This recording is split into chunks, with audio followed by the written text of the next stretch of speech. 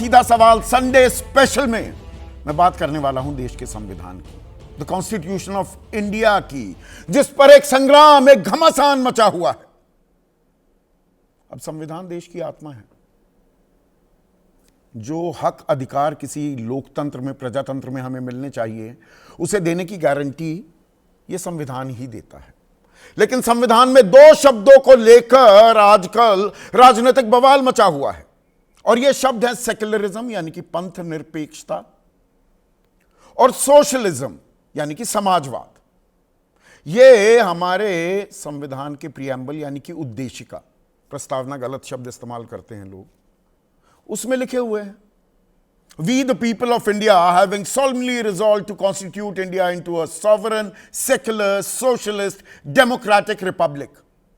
पर इनमें दो जो ये शब्द हैं, सोशलिज्म और सेक्युलरिज्म, ये दरअसल 1976 में आपातकाल के दौरान, यहां ये अंडरलाइन करने की जरूरत है, इंदिरा गांधी सरकार ने 42वें संशोधन के जरिए संविधान में जोड़ दिए थे।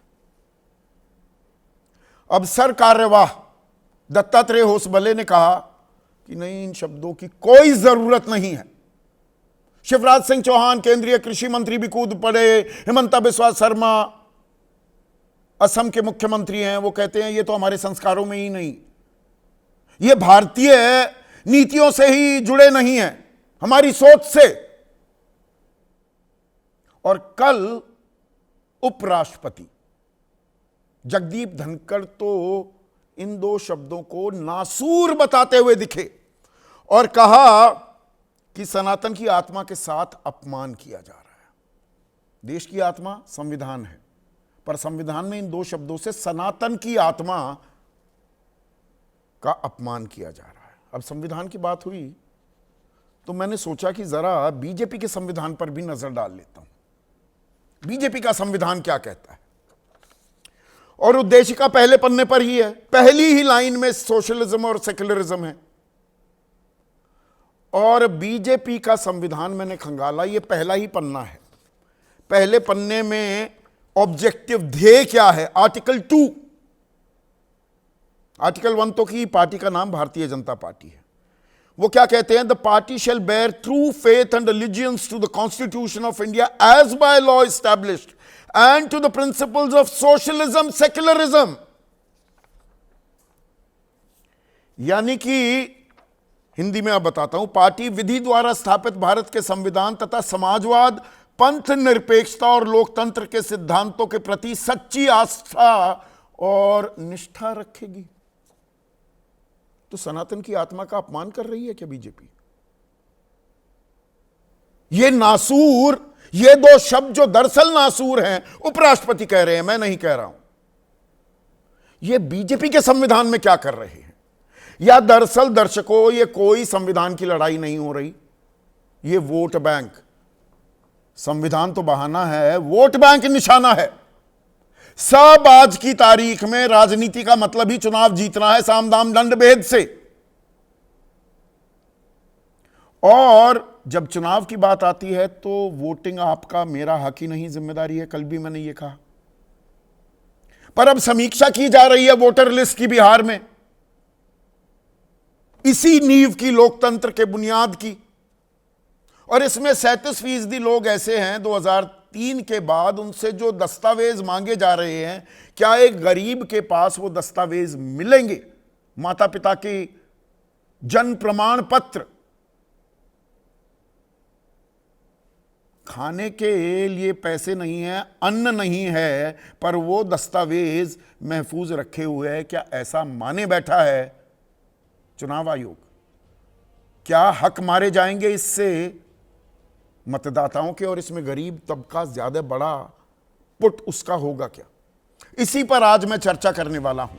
ऐसे में आपकी राय, आपके सुझाव और आपके सवाल, इनका तो रहेगा इंतजार। एक खास मेहमान असदुद्दीन ओवैसी भी मेरे साथ जुड़ेंगे। तो पिछले 2 दिनों से लगातार 2 शब्द ऐसे हैं, और थोड़ा ये बंद कर दीजिए कान में, थोड़ा सा कान में बंद। बहुत बहुत शुक्रिया पीसीआर। ये दर्शकों कान में गूंज होने लगती है अगर जो एक स्विच ना बंद किया जाए।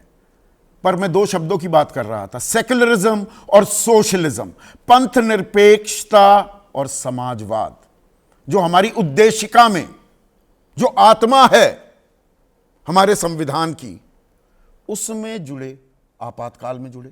अभी आपातकाल के 50 साल पूरे हुए हैं, तो बीजेपी ने अपनी पूरी ताकत, पूरी ऊर्जा लगा रखी है आपातकाल के वो काला अध्याय था, इसमें कोई शक व शुबा नहीं हो सकता, पर उसकी यादें ताजा रहें। और इसमें कांग्रेस बैकफुट पर आती है, इंदिरा गांधी के राज पर सवाल उठते हैं।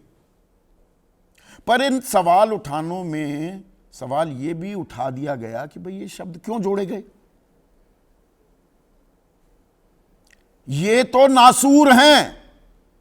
पुरानी जानकारी आपके पास है, पर उपराष्ट्रपति जगदीप धनखड़ जी कल इसमें कूद गए और बोले आपातकाल के दौरान प्रस्तावना में, उन्होंने प्रस्तावना शब्द इस्तेमाल किया है, जोड़े गए शब्द नासूर हैं, सनातन की आत्मा के साथ अपमान किया गया। प्रस्तावना संविधान की आत्मा है, सम्मान मिलना चाहिए, किसी भी दुनिया भर के प्रियम्बल्स में कोई बदलाव नहीं किया गया। यहां क्यों हुआ? अब यहां तक तो बात ठीक थी। धर्मनिरपेक्षता, पंथ निरपेक्षता है दरअसल मतलब सेक्युलरिज्म का। यह एक पुराना मुद्दा है जिसको बीजेपी उठाती आई है, छद्म धर्मनिरपेक्षता से इसे जोड़कर कि भाई मुसलमान परस्त नीतियां कांग्रेस ने बनाई, तो इसमें हिंदू मुसलमान की राजनीति बड़ी आसानी से हो जाती है। लेकिन अब बात समाजवाद तक भी आ गई कि समाजवाद की कोई जरूरत नहीं है। यह शिवराज सिंह चौहान बोले, यह भारतीय सोच ही नहीं है, यह पश्चिमी अवधारणाएं हैं। यह हिमंता बिस्वा शर्मा बोले। पर इससे पहले ये तो 42वें संशोधन के जरिए शब्द जोड़े गए 1976 में। पर 1973 में एक 13 जजों की बेंच केशवानंद भारती मामले में उसने कहा जो देश का संविधान है, जो देश की आत्मा है, जो हमारे मूल स्ट्रक्चर है, उसमें सेक्युलरिज्म अहम है। हम तो पंथ निरपेक्ष देश हैं ही, और इनके साथ कोई छेड़छाड़ नहीं की जा सकती। यह उद्देशिका में आने से पहले ही फैसला दे दिया था सुप्रीम कोर्ट ने, 13 जजों की बेंच ने। और 1980 में Minerva mills versus union of India में सुप्रीम कोर्ट ने कहा कि भाई देश में जो directive principles of state policy हैं, अध्याय 4 जो है हमारे संविधान का, वो एक वेलफेयर स्टेट की परिकल्पना करता है, समाजवाद की, यानी कि गैर बराबरी दूर करनी है। अब इसमें दिलचस्प बात क्या है कि एक 44वीं संशोधन भी आया, 44th अमेंडमेंट। यह जनता पार्टी की जैसे ही 1977 में सरकार बनी, यह संशोधन लेकर आए, मोरारजी देसाई की सरकार थी, जिसमें बहुत सारे बदलाव जो 42वें संशोधन में किए थे इंदिरा गांधी ने, उनको हटा दिया गया। पर सेक्युलरिज्म और सोशलिज्म ये शब्द नहीं हटाए। ये तो जनता पार्टी की सरकार थी जिसमें अटल बिहारी वाजपेयी, लाल कृष्ण आडवाणी भी मंत्री थे। और 2015 में जब राष्ट्रीय अध्यक्ष थे बीजेपी के अमित शाह, उन्होंने कहा प्रस्तावना में हम कोई बदलाव नहीं करना चाहते। तो यकायक ये बदलाव क्यों हो रहे हैं? और इन बदलावों में फिर बीजेपी के संविधान पर नजर डाली जाए तो आर्टिकल 2 पहले ही पन्ने पर बीजेपी कह रही है कि पार्टी विधि द्वारा स्थापित भारत के संविधान तथा समाजवाद, पंथ निरपेक्षता और लोकतंत्र के सिद्धांतों के प्रति सच्ची आस्था और निष्ठा रखेगी। तो भाई ये हो क्या रहा है? नासूर कहां है? ये नासूर, ये शब्द भारतीय संविधान के लिए है, बीजेपी के संविधान के लिए नहीं है। या ये एक बड़ा खाका खींचा जा रहा है चुनावी नफे नुकसान को लेकर। पर इसमें गैर बराबरी की जो बात है वो बड़ी अहम हो जाती है। अब बहुत सारे घटक जो हैं बीजेपी के, जिसमें जेडीयू है, एलजेपी है, आरएलडी है, ये तो कह रहे हैं और खुलकर कह रहे हैं पहली बार कि समाजवाद और पंथ निरपेक्षता ये तो हमारी विचारधारा है, हम इससे पीछे नहीं हटने वाले। तो खेल थोड़ा सा कॉम्प्लिकेटेड होगा क्या? और इसमें बिहार में जो वोटर लिस्ट की समीक्षा आई है वो दरअसल गैर बराबरी से भी जुड़ जाती है क्या? ये आरोप लगा रहे हैं तेजस्वी यादव। 25 जून से, यानी कि आज से 5 दिन पहले से शुरू हो गई है एक प्रक्रिया। ये 22 साल बाद हो रही है और सिर्फ बिहार में। देश में 1951-52 पहले जो चुनाव हुए थे और 2003-4 के बीच 13 बार समीक्षा हो चुकी है वोटर लिस्ट की, और होनी भी चाहिए, ये मैंने कल आपको बताया था।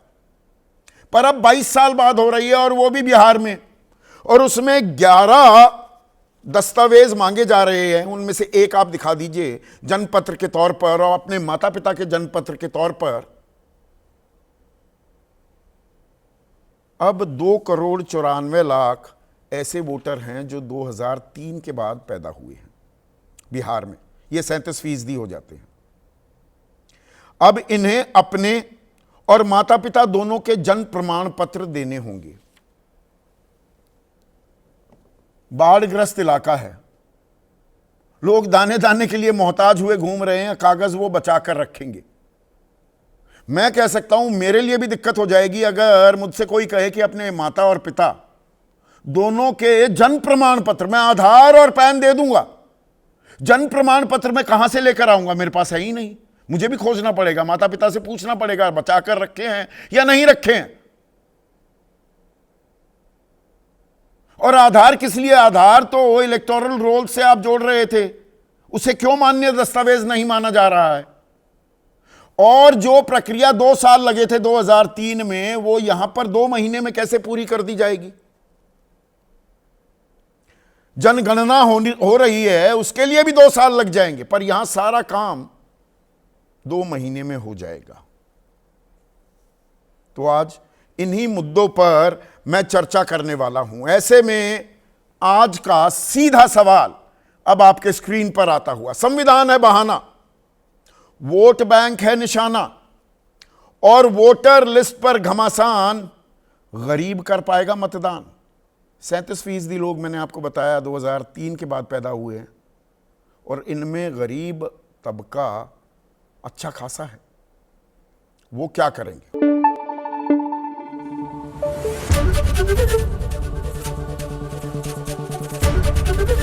एबीपी न्यूज आपको रखे आगे।